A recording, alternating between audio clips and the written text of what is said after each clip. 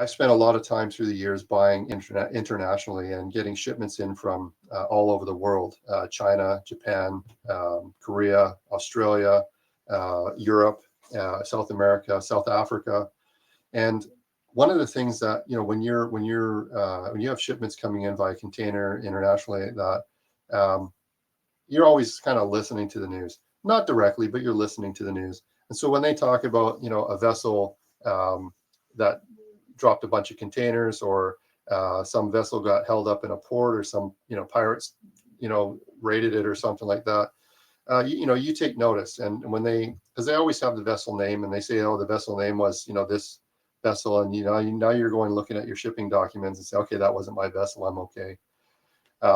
There's port strikes and labor disputes and things that happen. And, East Coast, West Coast, doesn't matter what country you're in. These things are in the news, and they're not in the news when they happen. They're in the news 6 or 8 months prior to that, when the different groups are talking, things happen. And so just be aware of that, because if you have, for instance, like a long lead time, you can be proactive and have your shipment routed differently, or at least be able to jump on it right away. So that's another thing, is it's hard to say, how do we reduce costs right now? In some cases you can't. But you can be more proactive. So like for the next time around, you're going to be more prepared.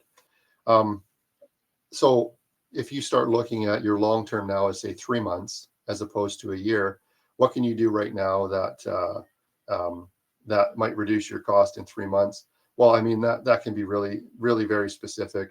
Is there a local vendor that you can buy from within your own country, so that it won't be subject to tariff? Is there somewhere you can buy from that will be subject to a lower tariff, or not a tariff at all? Another country. Do you have time? Do you have the resources to, if you need to tool up or anything like that, so that they can provide that product or that material to you?